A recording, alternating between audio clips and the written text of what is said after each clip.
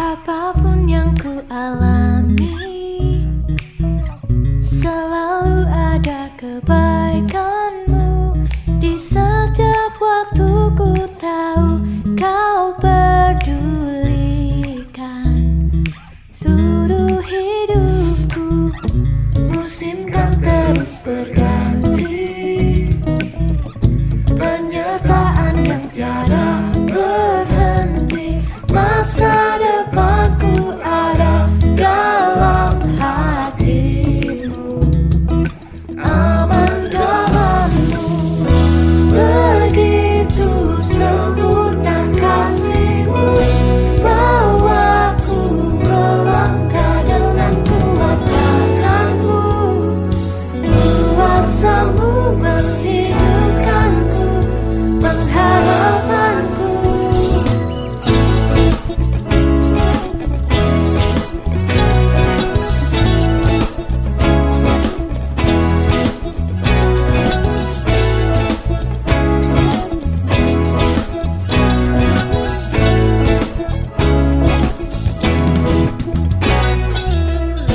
Apapun yang ku alami, selalu ada kebaikanmu.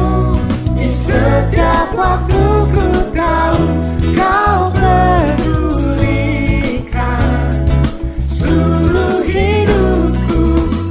Musim kan terus berganti, penyertaan yang tiada berhenti. Masa depanku ada dalam hatimu, aman dalammu.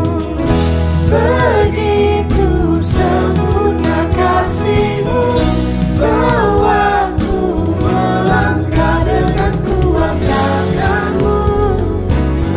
Kuasamu menghidupkanku, pengharapanku.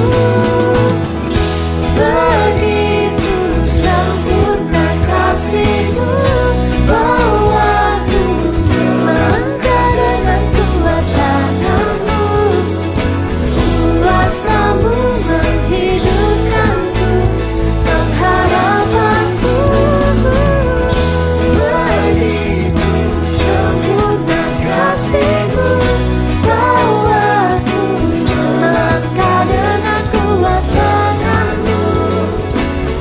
Kuasamu menghidupkanku, kau pengharapanku.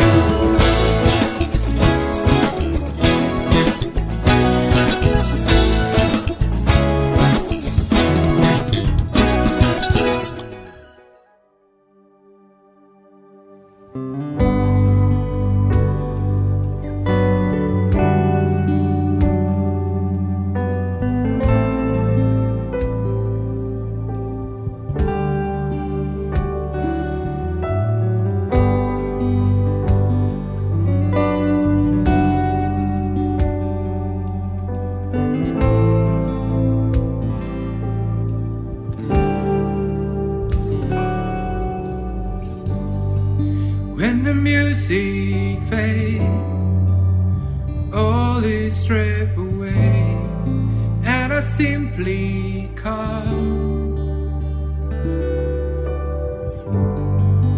Darling, just to breathe, something that's a firm that will bless your heart. I'll bring you more than a song, for a song in itself is not what you have required. You search much deeper within, through the way things appear. You're looking into my heart. I'm coming back to the heart of worship, when it's all about you. It's all about you, Jesus. I'm so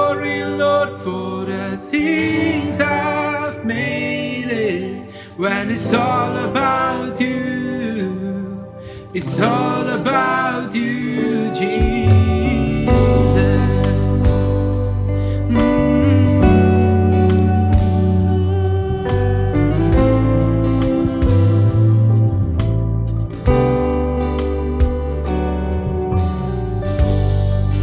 King of endless world, and no one could express how much you deserve.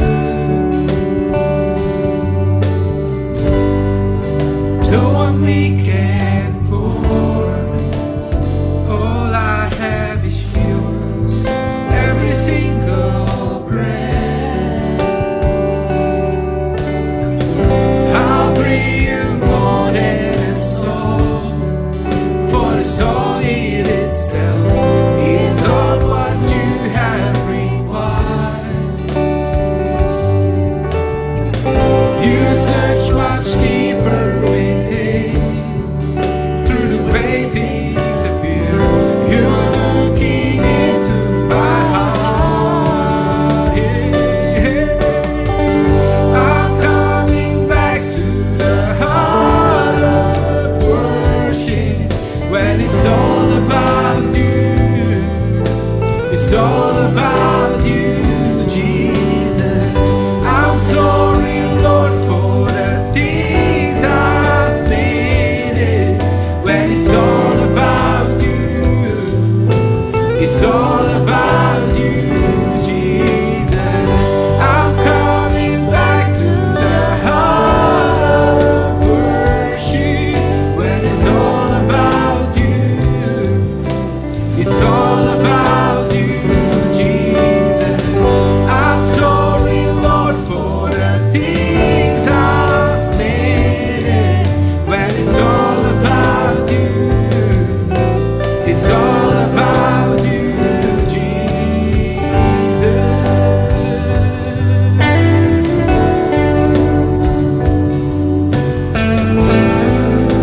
It's all about you, Lord.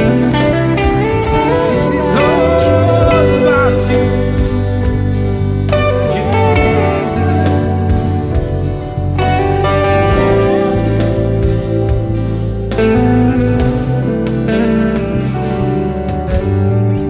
I'll bring you more than a song, for the song in itself is not what you have required.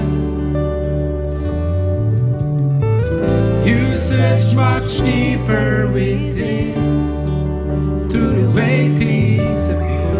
You're looking into my heart. I'm coming back to the heart of worship, when it's all about you.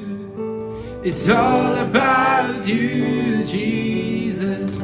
I'm sorry, Lord, for the things I've made it. When it's all about you, it's all about you, Jesus.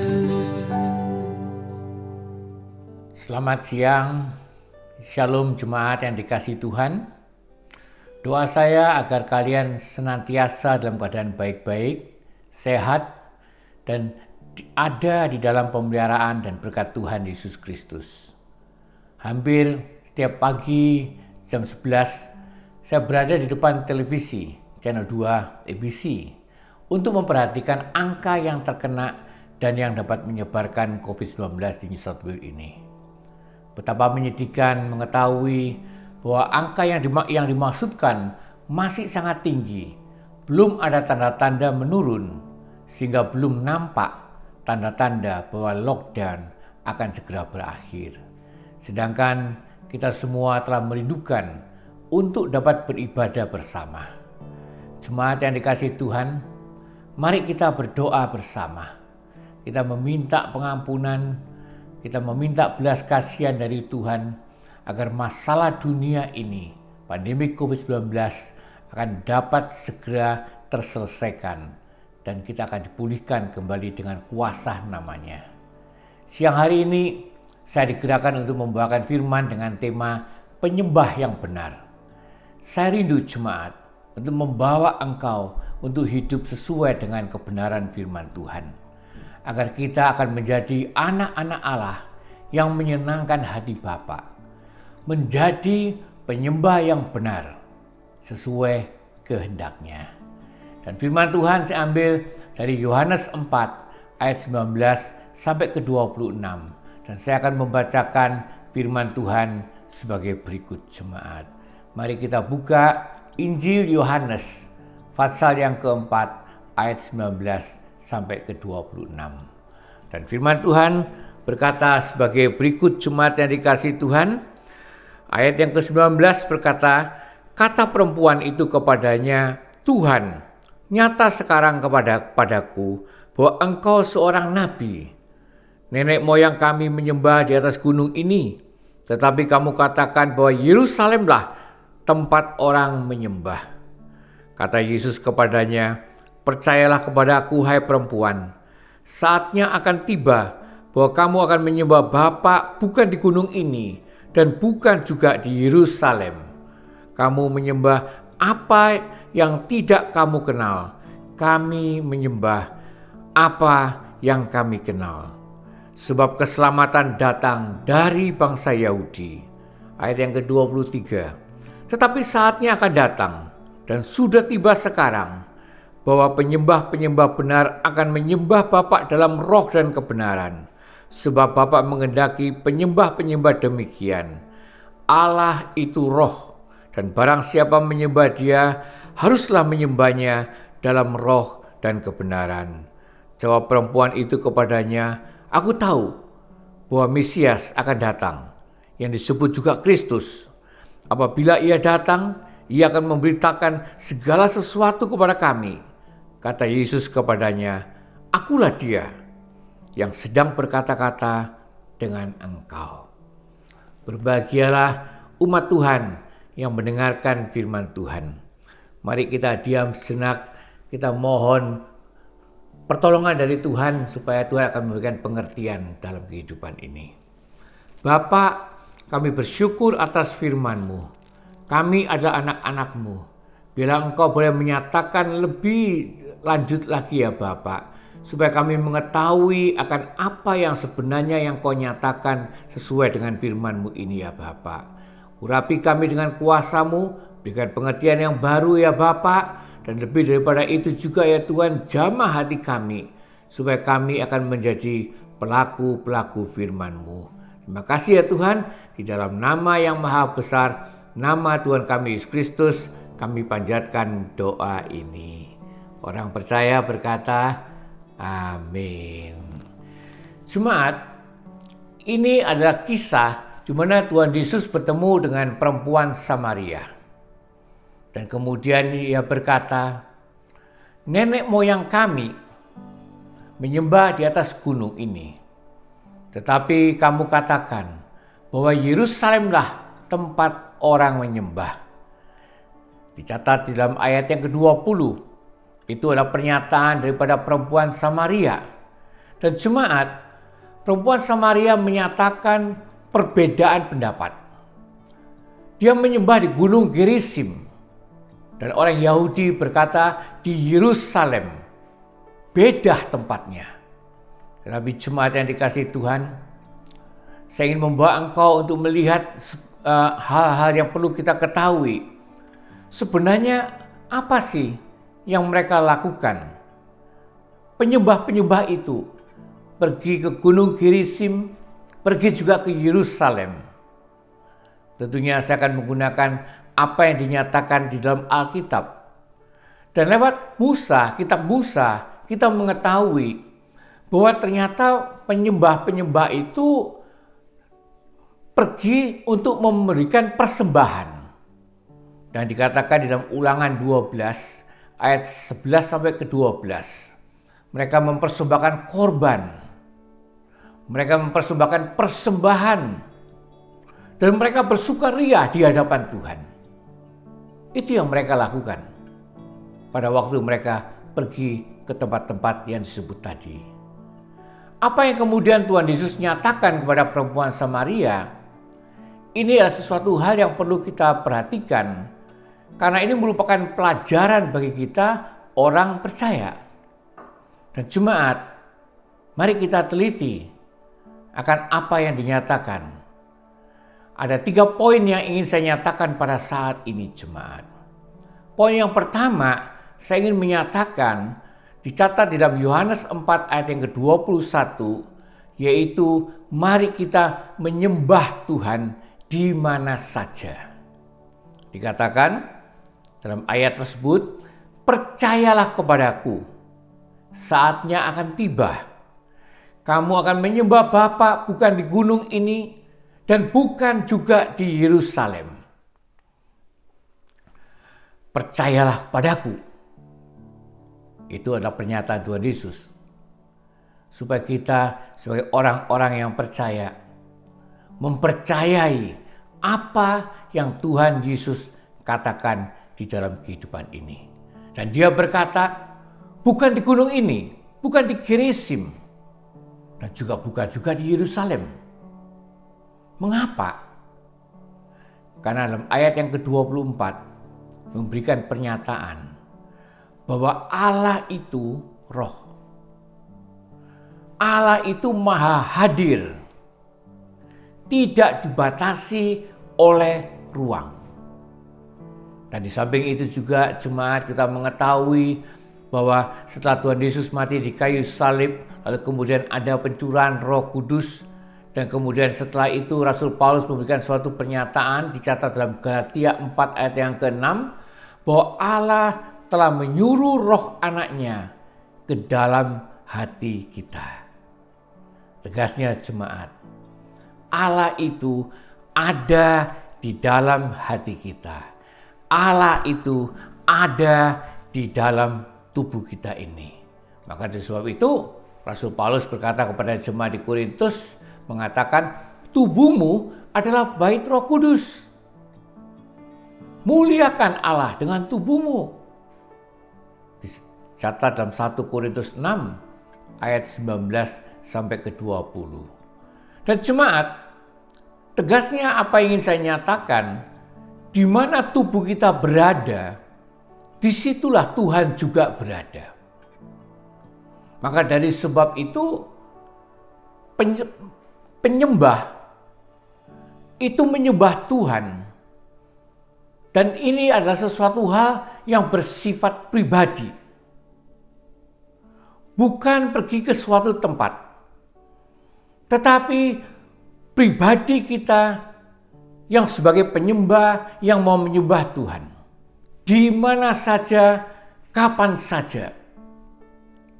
Betapa menyedihkan jemaat jika ada orang yang mencari tempat, mencari gereja, katanya supaya dapat menyembah Tuhan. Bahkan saya mendengar jemaat, ada orang berkata, saya ini tidak bisa menyembah Tuhan di tempat ini. Saya ingin mencari tempat yang lain supaya saya bisa menyembah Tuhan. Dan apa yang dapat saya nyatakan? Itu adalah tanda orang tersebut belum dewasa rohani. Apalagi sering kita juga dengar orang berkata, kalau di gereja dia baik seperti malaikat, tetapi di luar gereja berbeda. Tidak berbeda dengan dunia. Dan jemaat, ini adalah sesuatu hal yang Tuhan tidak berkenan. Tuhan mengajak kita untuk menyadari bukan tempat, tetapi di mana saja Tuhan berada dan ada bersama dengan kita. Tetapi hal ini jangan disalahartikan. Karena banyak orang kemudian berkata, loh kalau gitu ngapain kita harus pergi ke gereja? Bukankah kita bisa menyembah Tuhan di mana saja? Betul jemaat, kita bisa menyembah Tuhan di mana saja. Tetapi pergi ke gereja, itu merupakan sesuatu yang harus kita lakukan dan ada di dalam Alkitab. Penulis Ibrani memberikan pernyataan, dicatat dalam Ibrani 10 ayat yang ke-25. Janganlah kita menjauhkan diri dari pertemuan-pertemuan ibadah kita. Kalau dilanjutkan, tetapi marilah kita saling menasihati dan semakin giat melakukannya menjelang hari Tuhan yang mendekat. Kita harus tetap ada di dalam persekutuan supaya kita dapat melakukan pelayanan, melayani Tuhan, melayani orang-orang yang dikasihi oleh Tuhan. Supaya kita mendapatkan pahala yang sesuai dengan apa yang Tuhan janjikan. Dan di samping itu juga jemaat, di dalam persekutuan, disitulah kita dapat meningkatkan iman kita. Bukankah Rasul Yakobus berkata, iman tanpa perbuatan adalah mati. Dan dengan iman itulah, maka dengan perbuatan-perbuatan itulah, maka iman kita menjadi sempurna. Dan jemaat, jangan tinggalkan persekutuan. Tetapi engkau dapat menyembah Tuhan di mana saja dan kapan saja. Kita akan masuk pada poin yang kedua, jemaat. Poin yang kedua, apa yang dinyatakan oleh Tuhan Yesus. Tuhan Yesus berkata, menyembah Tuhan yang dikenal. Menyembah Tuhan yang kita kenal. Dicatat dalam Yohanes 4 ayat yang ke-22. Kamu menyembah apa yang tidak kamu kenal. Kami menyembah apa yang kami kenal. Sebab keselamatan datang dari bangsa Yahudi. Jemaat, pernyataan Tuhan Yesus. Kami menyembah apa yang kami kenal. Perkataan kami mempunyai arti Tuhan Yesus dan pengikut-pengikutnya menyatakan mengenal Allah di dalam arti kata Allah Tritunggal, Allah Bapa, Allah Anak, dan Allah Roh Kudus. Bahkan Tuhan Yesus kemudian juga menyatakan datang dari bangsa Yahudi. Nah, jemaat, siapakah dia yang dimaksudkan itu? Perempuan Samaria kemudian berkata, aku tahu bahwa Mesias akan datang. Itu dicatat di dalam ayat yang ke-25. Orang Samaria mengetahui. Dan saya yakin orang Samaria mengetahui karena dia memegang kitab Musa. Tetapi tidak kenal. Lalu kemudian kalau kita melihat dalam ayat yang ke-26, maka kemudian Tuhan Yesus mengenalkan dirinya dan berkata, akulah dia. Itu dicatat dalam ayat yang ke-26. Dialah Tuhan. Tuhan yang Maha Kuasa. Dan jemaat, betapa menyedihkan jika seseorang menyembah Tuhan tetapi tidak mengenalnya. Dan apa yang menjadi akibatnya karena tidak mengenal Tuhannya, sehingga roh apapun yang bukan Tuhan bisa dianggap juga sebagai Tuhan. Dan ini sangat berbahaya. Kita perlu menyembah Tuhan yang kita kenal. Jangan asal menyembah. Kita perlu mengetahui siapakah sebenarnya yang kita sembah itu. Kita wajib mengenal Tuhan Yesus yang kita sembah ini. Mungkin kita bertanya, bagaimana supaya kita bisa mengenal? Saya akan menggunakan 2 ayat yang sering saya gunakan, jemaat. Untuk bisa mengenal Tuhan dengan benar, engkau harus mempelajari firman Tuhan. Dinyatakan di dalam Amsal 2 ayat 4 sampai ke 5, saudara. Di mana penulis Amsal berkata, jika engkau mencarinya seperti mencari perak dan mengejarnya seperti mengejar harta terpendam, maka engkau akan mendapat pengenalan akan Allah. Jemaat, sediakan waktu untuk mempelajari firman Tuhan. Gali firman sedalam-dalamnya, supaya kita benar-benar mengetahui dan mengenal Tuhan dengan benar. Tetapi jemaat, memang benar tidak mudah untuk membaca firman Tuhan. Bisa salah, bisa. Maka dari sebab itu Rasul Paulus dia memberikan suatu pernyataan di dalam doanya. Dia meminta supaya kuasa Roh Kudus itu memenuhi jemaat yang ada di Efesus. Dicatat dalam Efesus 1 ayat yang ke-17, supaya ia memberikan roh hikmat dan wahyu untuk mengenal Dia dengan benar. Dan bila kuasa Roh Kudus inilah yang akan memberikan pengertian bagi kita, supaya kita mengenal Tuhan dengan benar. Dan jemaat, pengenalan pribadi kita akan Kristus membuat kita akan lebih mencintai Tuhan, lebih menghargai Tuhan, lebih menghormati Tuhan. Bahkan kita akan menjadi orang yang takut akan Tuhan. Tegasnya, tidak mau berbuat dosa lagi. Mari kita akan menyembah Tuhan. Tuhan yang kita kenal. Dan berusahalah, perdalami firman Tuhan. Minta kuasa Roh Kudus supaya engkau dapat mengenal Tuhan dengan benar itu. Kita akan pada masuk poin yang ketiga, jemaat. Poin yang ketiga, apa yang ingin saya nyatakan, menyembah dalam roh dan kebenaran. Tuhan Yesus menyatakan hal tersebut, dicatat dalam Yohanes 4 ayat yang ke-23.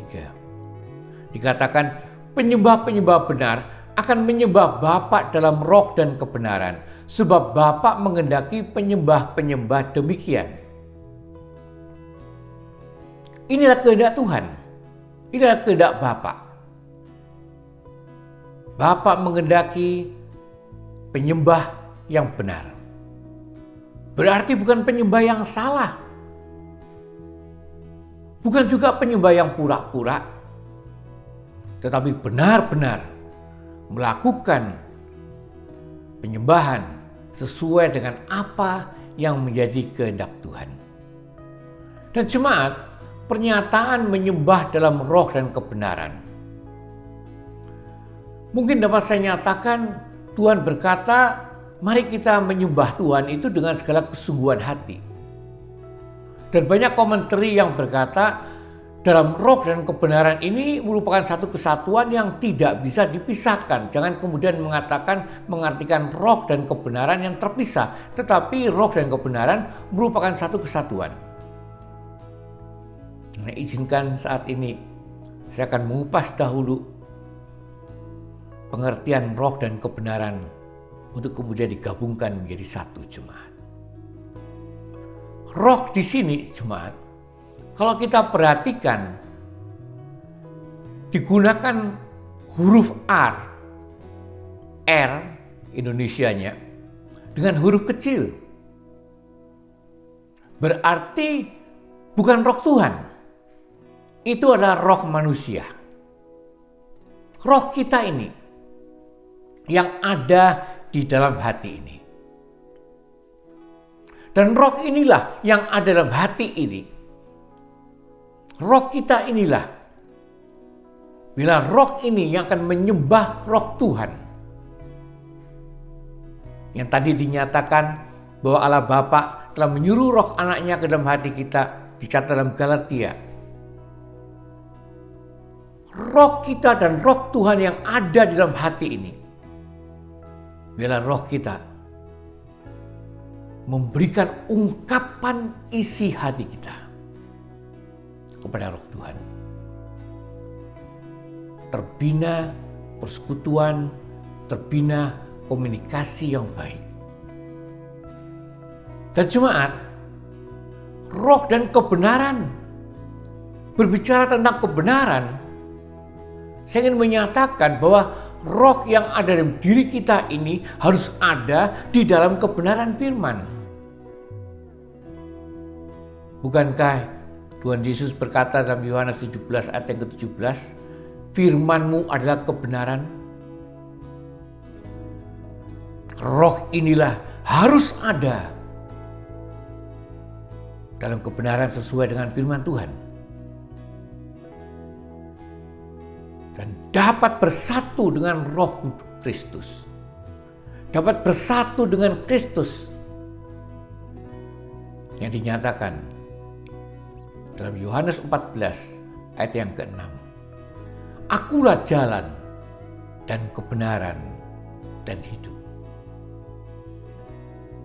Jemaat yang dikasihi Tuhan, dari sebab itu mari kita perhatikan menyembah dalam roh dan kebenaran. Yang dapat diartikan jemaat, yaitu adalah sikap pribadi kita mau merendahkan diri di hadapan Tuhan yang kita kenal. Dalam hal ini, yaitu Tuhan Yesus Kristus. Rendahkan diri kita. Rendahkan diri kita di hadapan Tuhan. Sikap menyembah yang benar di hadapan Tuhan. Dan kemudian izinkan rohmu menyala-nyala. Seperti apa yang dikatakan oleh Rasul Paulus, biarlah rohmu menyala-nyala. Roh kita ini hendaklah bergairah dengan segala kesungguhan untuk menyembah roh Kristus yang ada di dalam hati kita ini. Dan jemaat, tentunya dengan hati yang murni, hati yang tulus, dan ada di dalam kebenaran, kita akan mengekspresikan isi hati kita, baik dalam keadaan suka maupun duka. Curhat kepada Tuhan. Mengungkapkan segala isi hati kita kepada Tuhan. Dengan kemurnian hati. Dan jemaat, saya ingin segera mengakhiri. Saya diingatkan akan apa yang tulis oleh pemazmur, dicatat di dalam Mazmur 95 ayat yang ke-6. Di mana pemazmur berkata, marilah kita sujud menyembah, berlutut di hadapan Tuhan yang menjadikan kita. Kita wajib, karena Dia adalah pencipta kita. Dia yang menciptakan kita. Mari kita menyembah. Mari kita berlutut di hadapan Tuhan. Sujud berlutut, kalau dapat saya nyatakan, itu adalah sikap rendah hati di dalam menyembah. Dan di dalam roh dan kebenaran, bukan hanya di bibir saja, tetapi marilah kita menyembah Tuhan dengan hati yang murni, berkesungguhan di dalam menyembah Dia. Ada 3 poin yang ingin saya nyatakan pada saat ini, jemaat yang dikasihi Tuhan. Mari kita menjadi penyembah-penyembah yang benar, penyembah-penyembah yang berkenan di hadapan Tuhan, penyembah-penyembah yang menjalankan tugas sesuai dengan apa yang dinyatakan dan menjadi kehendak Tuhan. Marilah kita menyembah Tuhan di mana saja. Karena Tuhan senantiasa ada bersama dengan kita. Tuhan tidak ada di satu tempat, tetapi Dia ada di mana-mana. Dia hadir di mana-mana. Mari kita menyembah Tuhan yang kita kenal. Jangan hanya asal menyembah, tetapi menyembah Tuhan Yesus Kristus yang kita kenal. Dan berpusatlah hanya pada Tuhan Yesus Kristus yang kita kenal sebagai Tuhan dan Juru Selamat itu. Dan marilah kita menyembah di dalam roh dan kebenaran, dengan sikap yang benar, bukan hanya sekedar dengan perkataan atau ucapan bibir, tetapi dengan hati, kesungguhan, ketulusan hati, menyembah Tuhan yang kita kenal di dalam nama Tuhan Yesus Kristus. Jemaat, mari kita diam sejenak dan berdoa. Bapa, kami bersyukur dan berterima kasih atas segala pernyataan-pernyataan yang telah Tuhan berikan. Kami bersyukur atas firman-Mu ya Tuhan. Dan biarlah firman-Mu akan menjadi remah dalam kehidupan kami. Dan biarlah dengan pertolongan-Mu ya Bapa, berikan kemampuan bagi kami untuk menjadi pelaku firman-Mu. Hamba-Mu telah menyatakan kebenaran firman-Mu. Biarlah Tuhan yang akan menyempurnakan segala firman. Terima kasih ya Tuhan, Engkau yang hadir. Di dalam nama Tuhan kami Yesus Kristus, kami panjatkan doa ini. Amin. I'll bring you more than a song, for the song in itself is not what you have required.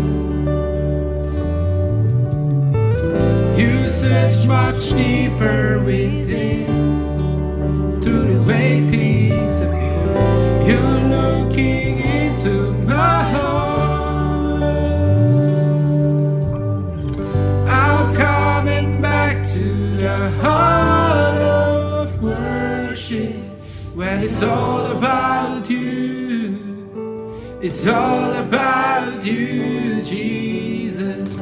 I'm sorry, Lord, for the things I've made it.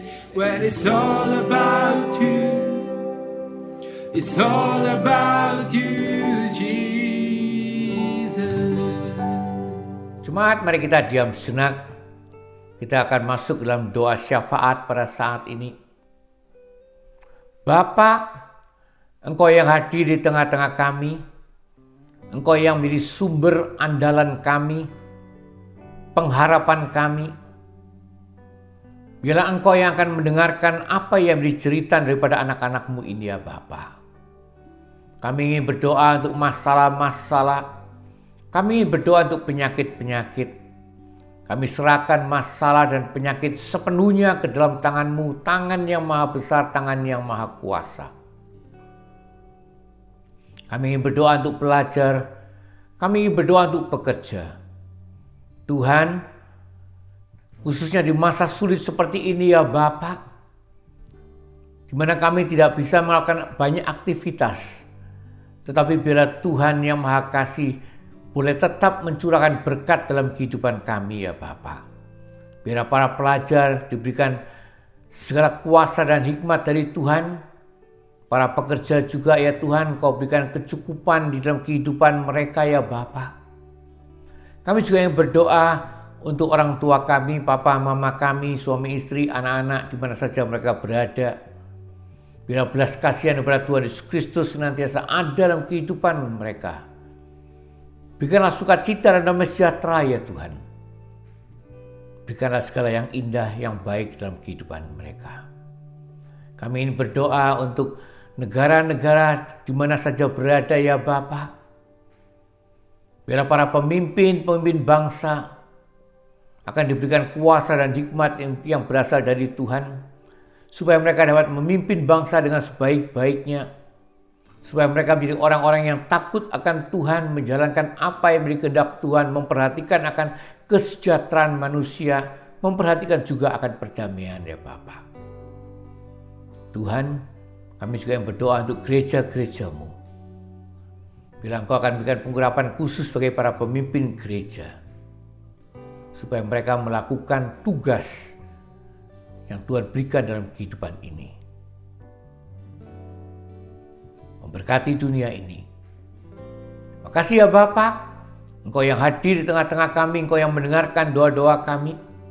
Bahkan doa yang diucapkan pribadi-pribadi di mana saja berada, Engkau juga mendengarkannya. Karena segala doa kami panjatkan hanya di dalam nama yang maha besar, nama Tuhan kami Yesus Kristus. Orang percaya berkata, amin. Jemaat, kita akan segera mengakhirin. Angkat tanganmu ke hadiratnya. Terimalah berkat dari Tuhan yang maha kuasa. Di dalam nama Bapa, Anak, dan Roh Kudus. Turun dan tinggal senantiasa bersama engkau. Pergilah dengan sukacita dan layanilah sesamamu dengan kasih yang berasal dari Tuhan, yaitu kasih agape, kasih yang tidak pernah menuntut balasan. Katakan, amin.